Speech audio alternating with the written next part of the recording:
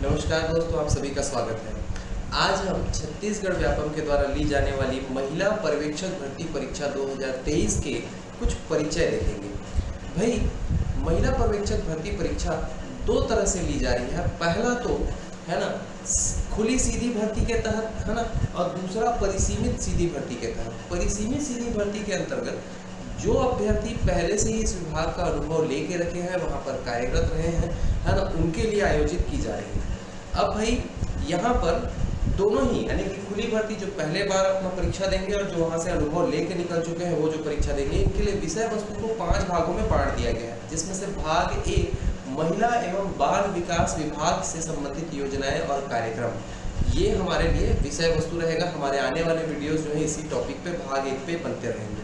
तो भाई इनके लिए नंबरों का आवंटन कुछ इस प्रकार से हुआ है कि जो परिसीमित सीधी भर्ती वाले हैं उनके लिए तो पूरा 60 नंबर का यहीं से आने वाला है, और खुली सीधी भर्ती वालों के लिए केवल 20 नंबर का आएगा।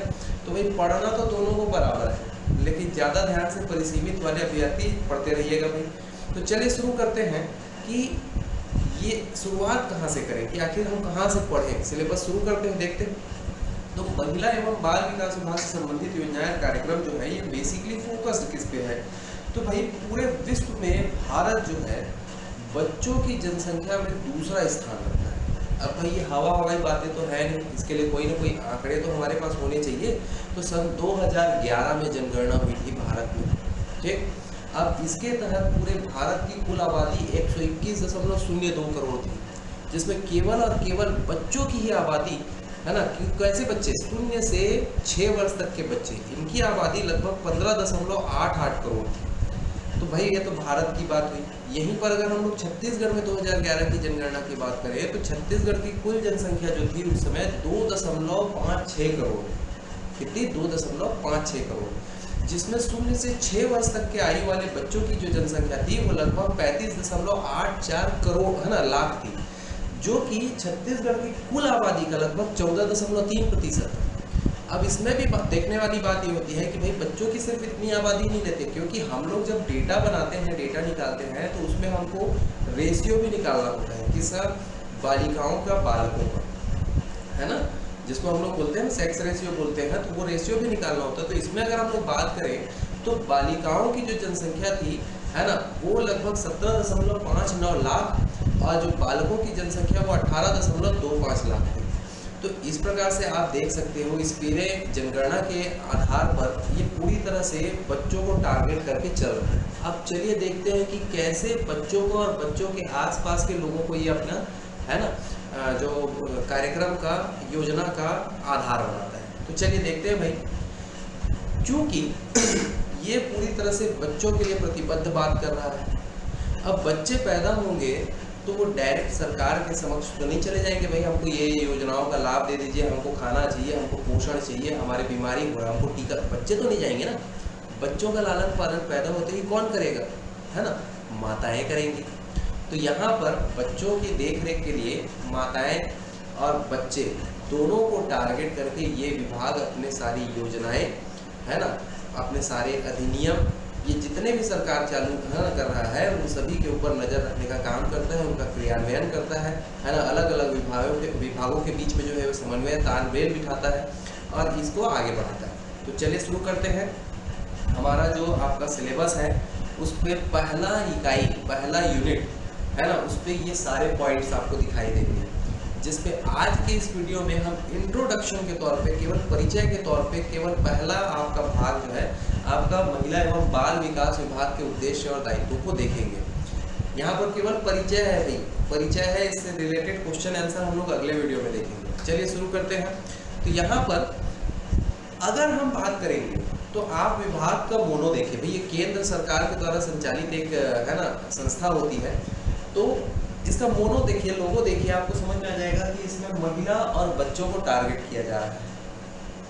अब इनको टारगेट करना है। अब एक शब्द में हमको अगर बोलना है कि भाई ये विभाग क्या करता है, तो इनके सर्वांगीण विभाग का, है ना, विकास का कार्य करता है। तो भाई सर्वांगीण विकास केवल बच्चों का ही नहीं, माताओं का, महिलाओं का भी लेके चलना है, बालिकाओं का भी लेके चलना है, ठीक है। तो चलिए आगे बढ़ते हैं। यदि सर्वांगीण विकास की बात की जा रही है तो कैसे, तो हम लोग शुरुआत बच्चों से कर लेते हैं। तो बच्चे पैदा होंगे, पैदा होने से 6 वर्ष की आयु तक के इस प्रकार के जितने भी आंगनबाड़ी जो संस्थान है उनके नज़र पे रहेंगे। तो उनका 0 से 6 वर्ष तक का शारीरिक विकास जब होता है अनौपचारिक रूप से घर परिवार में समाज के लोगों के बीच में होता है, इसलिए उसका वहाँ पर क्या होता है, सामाजिक विकास, है ना। समाज में रहने वाले लोग उसको तरह तरह की चीज़ें सिखाते हैं। बच्चा जो है बचपन में कुछ नहीं जानता, लेकिन बड़ा होते तक वो कुछ शब्दों को सीखता है, कुछ चीज़ों को सब पहचानने लग जाता है, कुछ रिश्तेदारों को बोलना सीख जाता है। तो इस तरह से उसका मानसिक रूप से भी विकास होता है। तो सर्वांगीण विकास की बात की जा रही है, तो बच्चों की शारीरिक, सामाजिक और मानसिक विकास की बात यहाँ पर चलती है।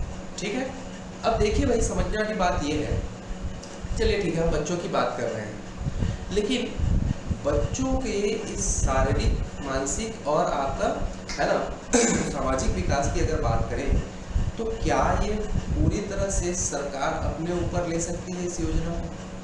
नहीं ले सकती है। इसके संचालन में वो केवल और केवल मदद करती है। भाई अगर हम छत्तीसगढ़ के परिवेश की बात करें, ग्रामीण परिवेश की बात करें, तो ज़्यादातर महिलाएं जो है कामकाजी होती है। ऐसे में घर की आर्थिक स्थिति में वो अपना स्वयं का योगदान देती है कामकाज करके।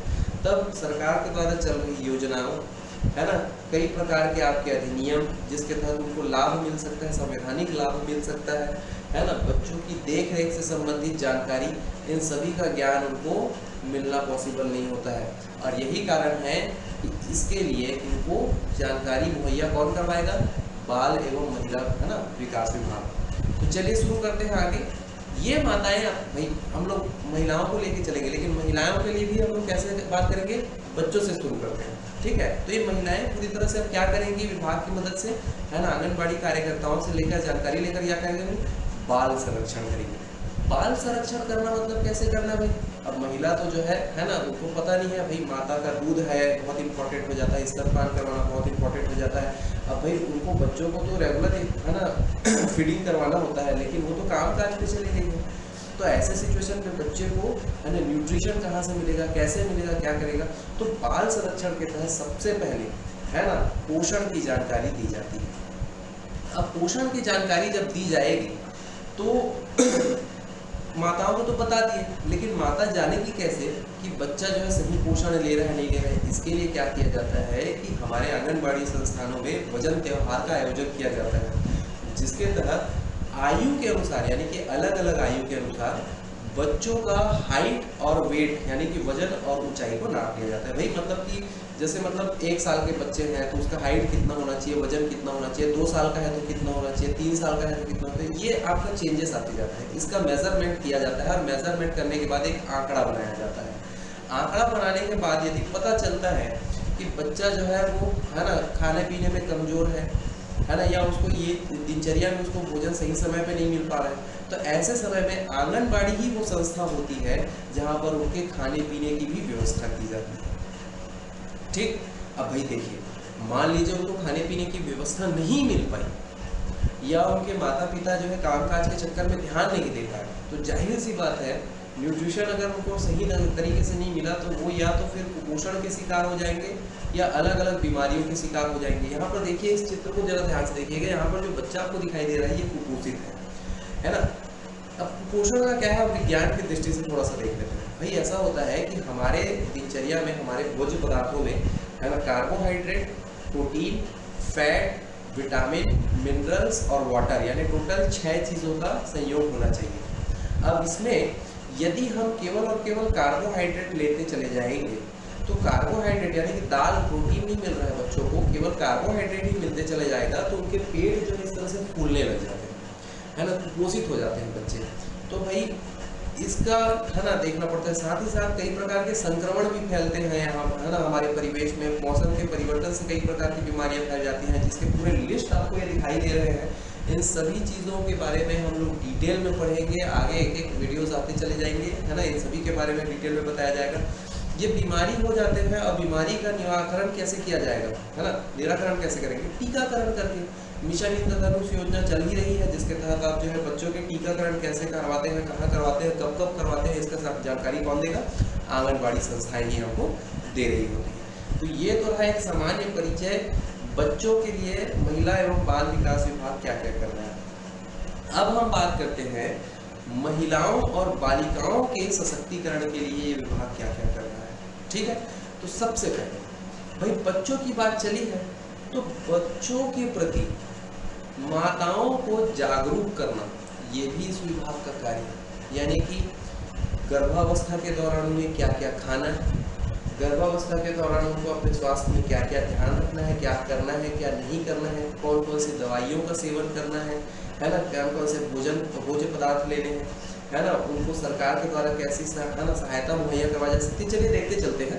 तो माताओं को जागरूकता देना, तो कैसी जागरूकता देना, पहले तो उनको स्वास्थ्य की जागरूकता देना। ठीक, स्वास्थ्य की जागरूकता देने के बाद हम उनको जागरूकता किस तरह से देंगे, और है ना कि भाई आप संतुलित आहार करिए, पोषण है ना पर्याप्त लीजिए, ताकि आने वाले बच्चे के लिए वो पूरी तरह से क्या हो, स्वस्थ रहे, है ना, या पूरा पोषण उनको मिलता जाए। अब देखिए, इसके अलावा समय समय पर उनको अलग अलग टीकाकरण भी करवाए जाते हैं। टीकाकरण के साथ साथ सरकार जो है कई प्रकार की योजनाएं चला रही होती है, चाहे वो राज्य सरकार हो या केंद्र सरकार हो। आप देख सकते हो इतनी सारी योजनाएं हैं, इसको हम लोग आगे के वीडियोस में डिटेल में एक एक पूरा देखेंगे, उससे आने वाले प्रश्नों को भी डिस्कस करेंगे। अब केंद्र और राज्य सरकार जो है इतनी सारी योजनाएं चला तो रही है, इसके अलावा महिलाओं को सारी सुविधाएं देने के बावजूद भी समाज में कई प्रकार के ऐसे है ना प्रावधान है जिसके तहत वो है ना किसी न किसी प्रकार के है ना प्रताड़ना से गुजर जाती है। ऐसे में उनको संवैधानिक लाभ भी प्रोवाइड करवाने का काम महिला एवं बाल विकास विभाग ही करता है। तो भाई देखिए, अब यहाँ पर ध्यान से सुनिएगा, स्वास्थ्य का जो है ना जिम्मेदारी कौन लेगा, स्वास्थ्य विभाग लेगा, लेकिन समन्वय कौन कर रहा है, स्वास्थ्य विभाग का ग्रामीण महिलाओं के साथ तालमेल कौन बैठा रहा है ना, महिला एवं बाल विकास विभाग। उनके न्यूट्रिशन के लिए है ना, उसके न्यूट्रिशन के लिए सोसाइटी वगैरह से सामान मिलता है, तो वो आंगनबाड़ी के थ्रू वहाँ तक पहुँचेगा। तो यहाँ पे भी तालमेल कौन बिठा रहा है, महिला एवं बाल विकास विभाग, है ना। स्वास्थ्य विभाग उनका टीकाकरण करेगा, तो यहाँ पर भी किसके माध्यम से करवाया जा रहा है, आंगनबाड़ी के माध्यम से करवाया जा रहा है। केंद्र और राज्य सरकार के माध्यम से इतनी सारी योजनाएं चल रही हैं, इन सभी के बारे में जानकारी देगा। वो योजनाओं का डायरेक्ट लाभ नहीं देगा, लेकिन जानकारी देने का काम भी कौन करेगा, महिला एवं बाल विकास विभाग। यदि वो किसी प्रकार की मुसीबत में फंस जा रहे हैं तो भी उनको पूरी तरह से सहयोग प्रदान करने का काम करेगा, कौन करेगा, महिला एवं बाल विकास विभाग। तो आप देख सकते हैं कि कैसे महिला एवं बाल विकास विभाग जो है महिलाओं के लिए, बच्चों के लिए और बालिकाओं के लिए, बालिकाओं को छोड़ना नहीं है, महिला के अंतर्गत बालिकाओं को भी लेना है भाई, क्योंकि यही बालिका जो है आगे आने वाले भविष्य है ना कि एक भावी है ना राष्ट्रपति बन सकती है, प्रधानमंत्री बन सकती है ना, नए पीढ़ी को जन्म देने वाली माता बनेगी। तो इन सभी की तरफ ध्यान देने का कार्य किसका होता है, महिला एवं बाल विकास विभाग का होता है। आगे आने वाली वीडियो में हम इसके दायित्व और उद्देश्यों के संबंधित प्रश्नों पर चर्चा करेंगे, है ना, और आगे बढ़ते चले जाएंगे। इसका जन्म कैसे हुआ उस प्रकार से हम देखेंगे। तो चलिए भाई, आज की सभा यही समाप्त करते हैं। अगले वीडियो में फिर मुलाकात होगी एक नए टॉपिक के साथ। तब तक के लिए नमस्कार।